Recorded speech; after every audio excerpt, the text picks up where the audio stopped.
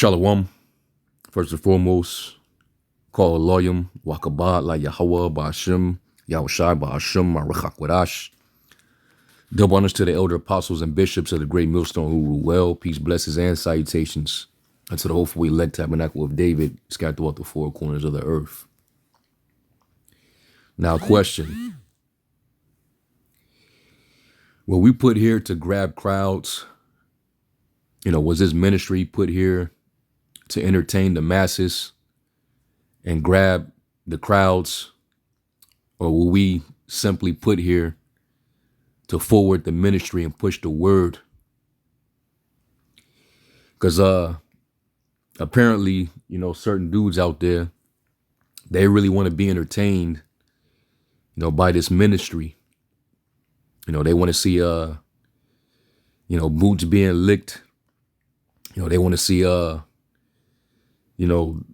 brothers using $1 million terms in debates, to bring back that Mars Hill feeling. Dudes want to see confrontations, altercations. Guys want to be amused. They want to hear, jokes. They want to see miracle. They want to see a rabbit pulled out of a hat. They want to see brothers levitating. They want to see hundreds of people in front of them and the crowds. This, what I'm saying? Like, if you really think this is what this is about, you are in the wrong place. And an interesting point, there were crowds around Yahushua when he spoke, but did he try to grab crowds? Or did he speak in parables to move away crowds so that he could get closer to his elect, his disciples, and teach them the truth? Something to think about, right? Because the Lord, let's get to it. Because this will prove that the Lord was not trying to draw crowds, all right? The Lord was not out there entertaining. He wasn't an acrobat that spins on his back, with buckets out there. That's not what he did. He wasn't with the gimmicks. He was strictly about his Father's business. And there were crowds that did come around, but let's see if he intended to grab whole crowds. Let's go to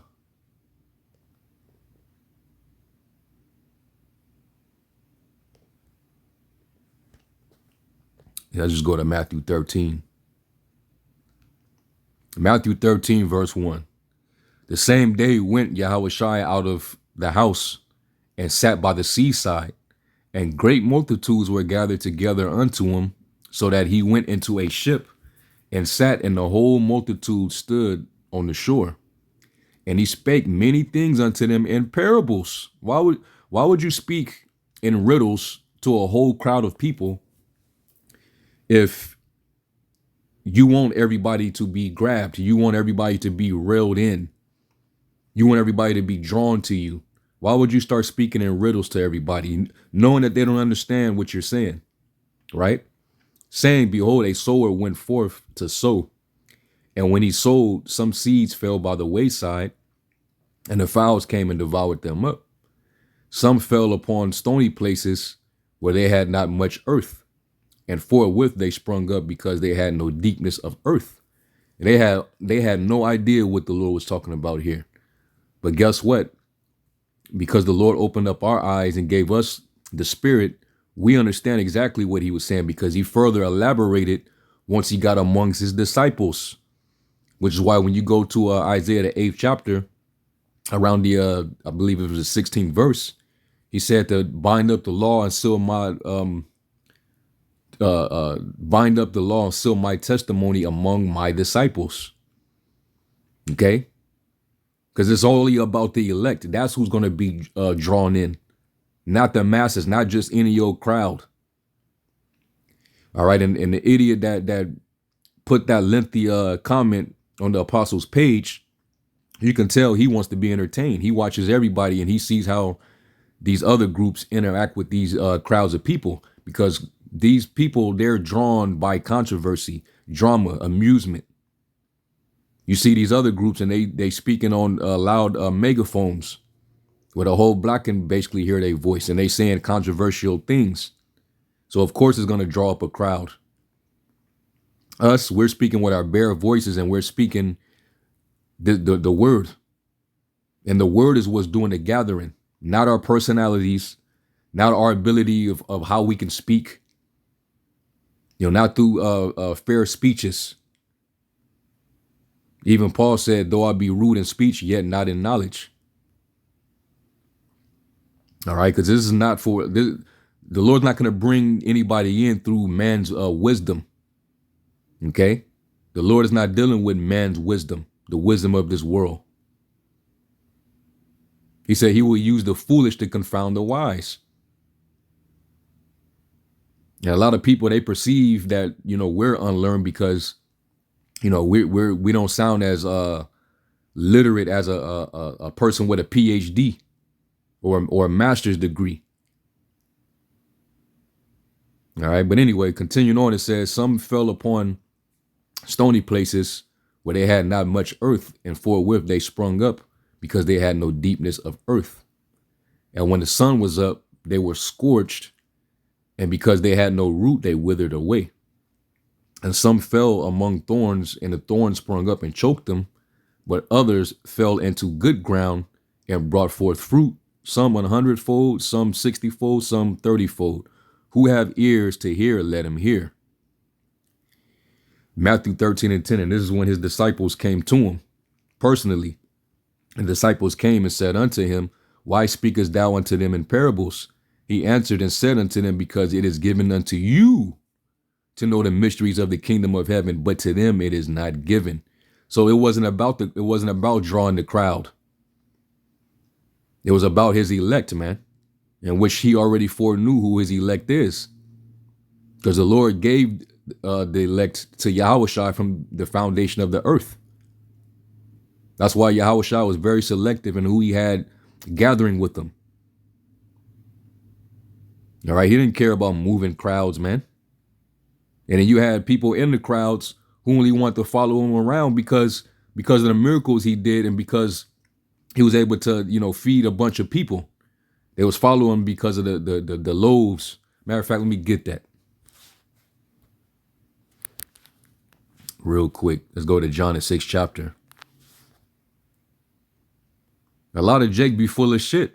And then we can't forget about how when the scriptures say that, they show much love, but in their heart, their hearts are far from the Lord. They sit before him as one of the people, we're like unto we're like a lovely song that playeth on an instrument. But when they hear these words, they won't do it. So the hell with trying to draw a whole crowd and move people, man. The hell with these people. Let's get John 6 and was it 24, 26?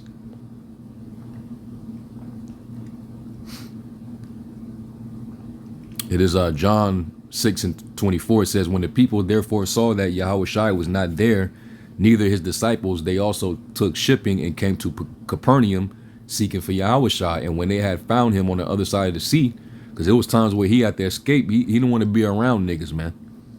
I did a lesson on that months ago.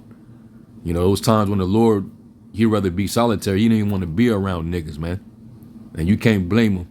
It says, and when they had found him on the other side of the sea, they said unto him, Rabbi, when comest thou hither? Yahushua answered them and said, verily, verily, I say unto you, you seek me not because you saw the miracles, but because you did eat of the loaves and were filled. All right. So people were coming around because they knew they was going to get a free meal, and hey, and Salakia, I made a error in what I said, prior. I said they were following him for miracles. No, they wasn't even following him for that. They were just worrying about, filling a belly, man. Now you had those who believed when they saw the miracles and they started to follow. But a lot of these Jakes, they were full of shit, man. And that's why the Lord spake certain things that if they didn't understand it, they became offended and they would stop following the Lord. Like when you read further down, he was talking about eating his flesh and drinking of his blood, you will not enter into the kingdom. They thought he was talking about literally committing cannibalism, and they got offended and they all turned away from the Lord and stopped following him. All right, because the Lord, he always filtered his house, because he knows who's of the elect and who isn't. And you dudes on the outside giving your vain opinion, you're just a fringe Israelite. All right, you really ain't truly been drawn in. If you going from this camp to that camp to this camp, being tossed to and fro, you really ain't been drawn in, because you don't have that foundation. The Lord said, "My sheep hear my voice and they follow me." If you know that the spirit of Yahushua is within a particular camp, you're gonna go straight. You're gonna be with that camp. All right. But anyway, what I want to do also, because he said we're not drawing, crowds, and he's disappointed. Basically, he's not impressed that we don't have hundreds and thousands of people on the street corner, listening and nodding their head and following along with swords. Well, you forgetting that Yahushua, just like you're the Most High, is in control of who gets drawn in and who isn't. That's why we're not concerned about that. All right, John 6:44 says, "No man can come to me except the Father which hath sent me draw him, and I will raise him up at the last day." All right, so it's up to the Father. The Father has to draw you in. All right, let's look up that word draw. No man can come to me except the Father which has sent me draw him. And the Greek word is Strong's G 1670, Helko. Helko. And it says to draw, drag off, metaphorically to draw by inward power, lead, impel. All right, and that inward power is the spirit. All right, the spirit is going to be working on that individual to be drawn in. All right, because the spirit is an energy. All right, and it worked effectually in you. All right, like for example, let's go to, was it 1 Thessalonians?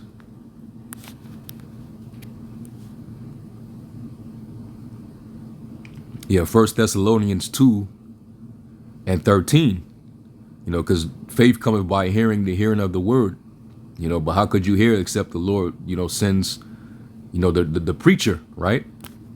1 Thessalonians 2:13, it says, "For this cause also thank we the Most High without ceasing, because when you received the word of the Most High, which you heard of us, you received it not as the word of men, but as it is in truth, the word of the Most High, which effectually worketh also in you that believe." And you look up that word,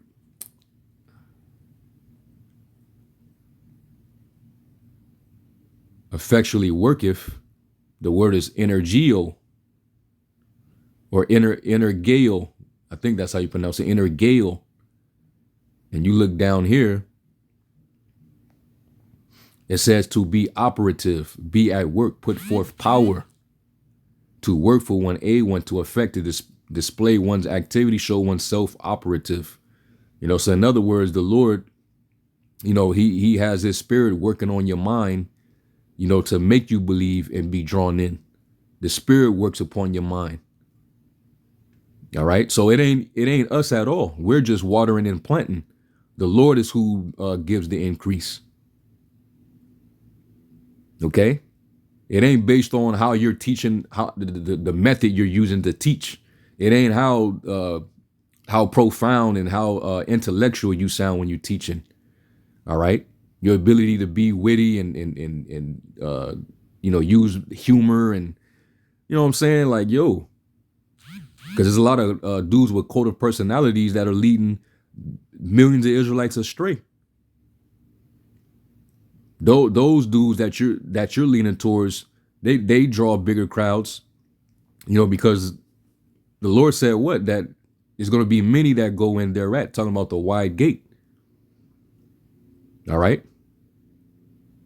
You're going to have a lot of false prophets that's going to bring in heresies, false teachers among you. And they're going to have a code of personalities, man. But we know that these such serve not our Lord Yahweh Shai, but their own belly, through good words and fair speeches, deceiving the hearts of the simple. But the true elect, they're going to be drawn in because the Spirit, or the Holy Spirit of the Lord, is going to draw them in.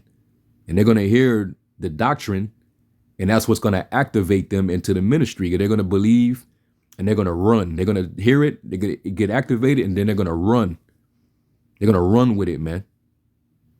Commit thou unto faithful men who shall be able to teach others also.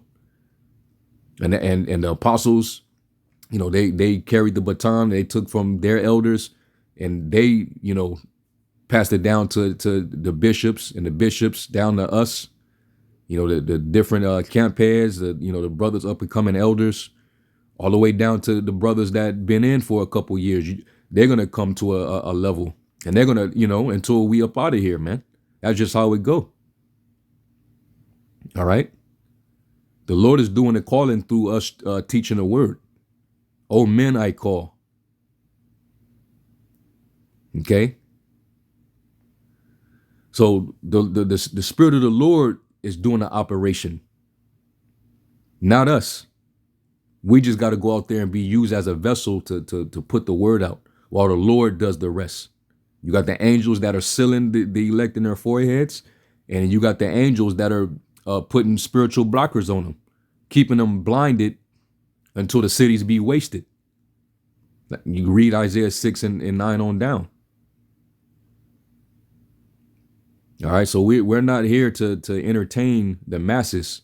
And also, hey, how do we forget? Hold on, real quick,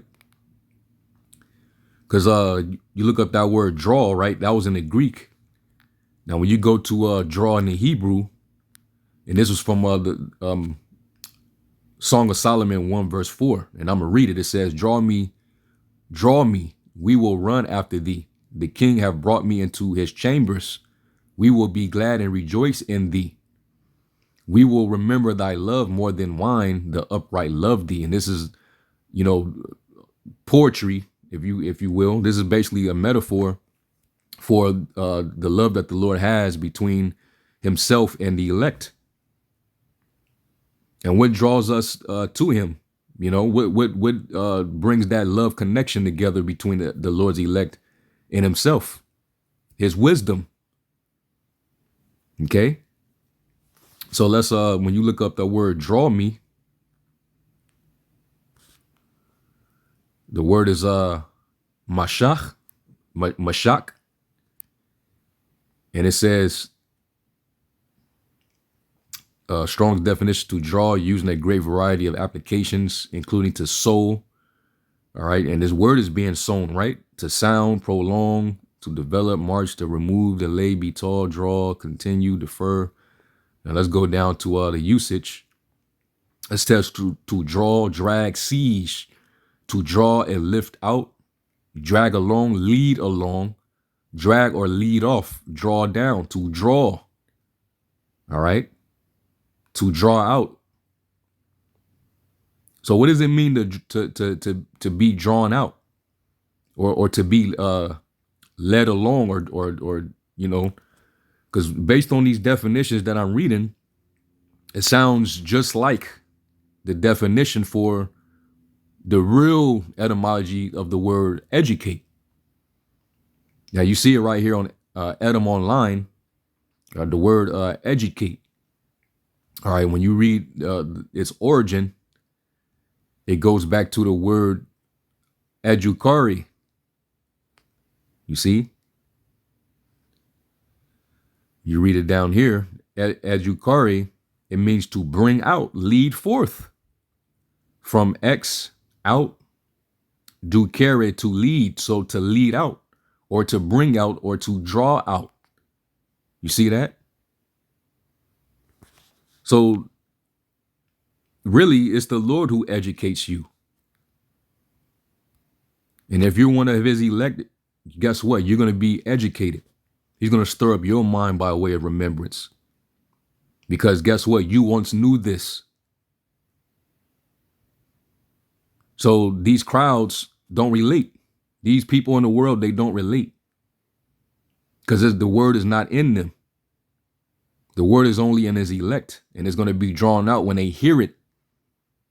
It's going to be drawn out of them, and they're going to be led forth of it when they hear it.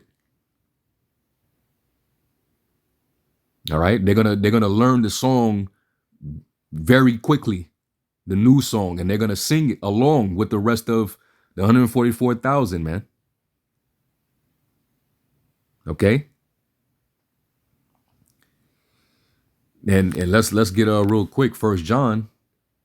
Because if we ain't moving, you looking for a big crowd of people to be moved by us. Well, let's get this in 1 John 4 and 5. It says, I'll start at 4. It says, you are of the Most High, little children, and have overcome them, because greater is he that is in you than he that is in the world. They are of the world, therefore speak they of the world, and the world hear of them. All right, so we know that the world was not going to hear us because we're not of this world. And these average people out there, they're of the world. So, of course, it's going to fall on deaf ears, or they're going to hear something that they don't like or they disprove, and they're going to continue to ignore it and keep walking down the block, or they're going to, want to scoff or get into an argument. They're going to be offended. And we get that all the time. More of our people don't want to hear it versus those who do. Because they would, like it says in Isaiah, the 30th chapter, they want to hear smooth things, prophesy deceits. They don't want to hear the truth. All right. It says, we are of the Most High. He that knoweth the Most High heareth us. And that's because you're of the elect. All right. He that is not of the Most High heareth not us. So that's them crowds that's not being drawn. They don't hear us. And that's all by design through the Heavenly Father, man.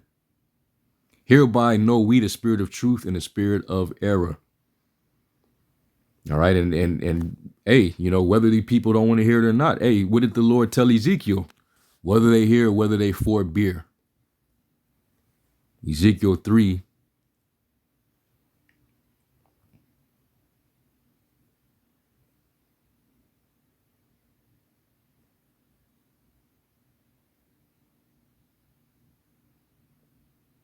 It is Ezekiel 3 in verse 10.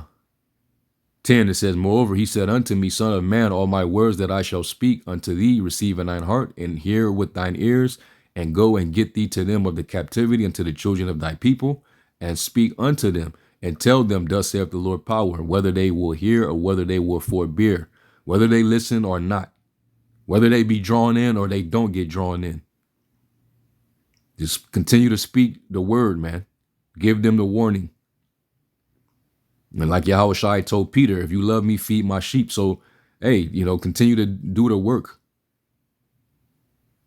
People going to come against it, and there's going to be those who's going to be for it.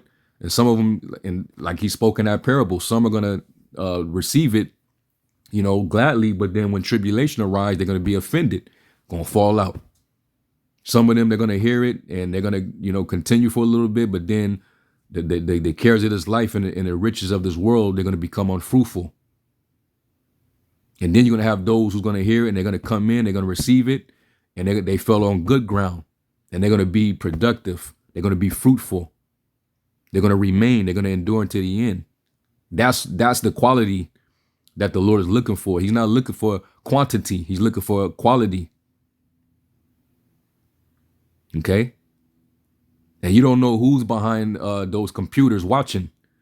All right. All these lessons going up on a daily basis, every single day. Brothers going live, every day.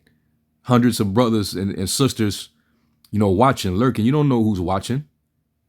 You don't know who's being drawn in. But we know that we're supposed to let our life forth shine, man, that others may see our good works. We definitely not putting our talent, in a napkin. Okay? We're not going to put a candle under a bushel. We gonna exalt it, man, so that everybody can see that light. And if we wasn't, then Vocab wouldn't go so hard at us like he do. Or this Sa Netter. All these dudes always mentioning us. All right? They always mentioning us. If we wasn't a factor, then why are we mentioned by everybody? So anyway, that's pretty much it, man. I just want to add my response to it, just to address that whole situation. And Jake is fucking annoying, man. Excuse my language, but that's just, what it is, man. Jake is a very agitation, but we gotta suffer, man. But anyway, I'm gonna close off with that. Lord willing, this was edifying. Let me give all praise, glory, and honor to Yahweh Shem Yahweh Shai. Until the next lesson, Shalom.